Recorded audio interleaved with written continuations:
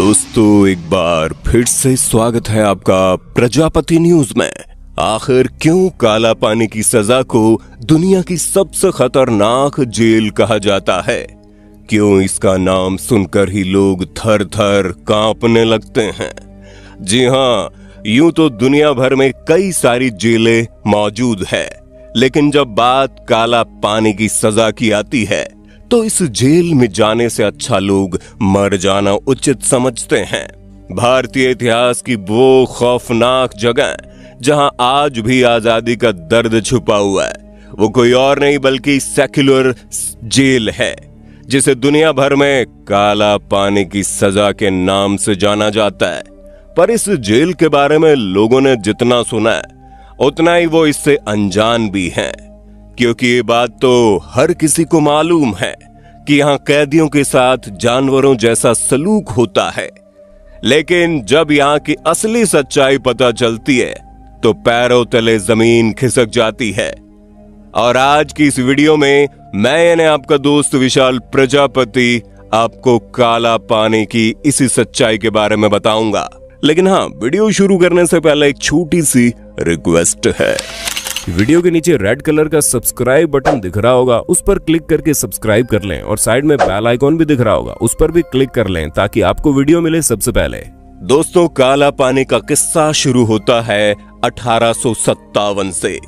क्रांति के दौरान या फिर बाद में भी जिन लोगों को पकड़ा गया, अंग्रेज उन्हें फांसी पर लटका देते थे या फिर तोप से बांधकर उड़ा देते थे ताकि क्रांति की आग भारतवासियों के सीने में चिंगारी बनकर ना उबलने लगे। लेकिन अंग्रेजों की लाख कोशिशों के बाद भी लोगों के दिलों में आजादी का जुनून सवार हो गया था। अब हर किसी को तो मार सकते थे, इसलिए कईयों को कैदी भी बनाया गया। विद्रोह ना हो इसलिए अंग्रेजों ने स्वतंत्रता सेनानियों की मेनलैंड से दूर भेजने का फैसला किया। काफी सोच विचार करने के बाद अंग्रेजों ने अंडमान द्वीप को चुना, क्योंकि वहां तक पहुंचाने के लिए समुद्री यात्रा करवानी पड़ती थी। और सबसे बड़ी बात ये थी कि उस समय भारत में ये मान्यताएं थी कि अगर किसी ने समुद्र की यात्रा करके देश छोड़ा तो उसका धर्म भ्रष्ट हो जाएगा, और जो लोग ऐसा करते थे उसे जात पात से बाहर कर दिया जाता था।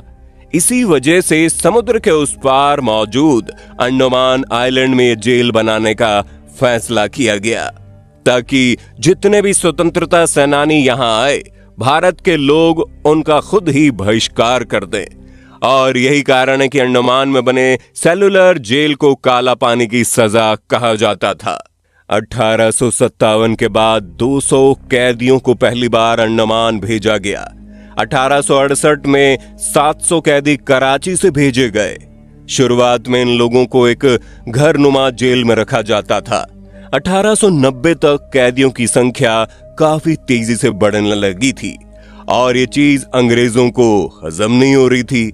इसलिए दो अंग्रेज अधिकारी चार्ल्स लॉयल और एएस लेथब्रिज ने एक रिपोर्ट बनाकर सरकार के सामने पेश कर दी, जिसमें नई जेल बनाने की मांग रखी गई और साथ ही ये सुझाव भी दिया गया कि यहां आने वाले कैदियों के लिए कठिन वातावरण होना चाहिए।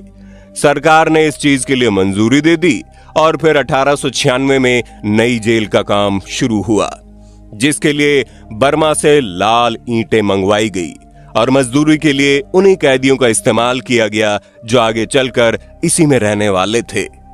वैसे इस जेल का आकार काफी अनोखा है, जिसके पीछे भी एक कहानी है। असल में 19वीं सदी में जेरमी बेंथम नाम के एक बहुत बड़े दार्शनिक हुआ करते थे, जिनका यह मानना था कि कौन सी चीज कितनी अच्छी है ये इस बात से तय होता है कि वो चीज कितने लोगों का भला करती है। जिस तरीके से ज्यादा लोगों का भला हो वही अच्छा है।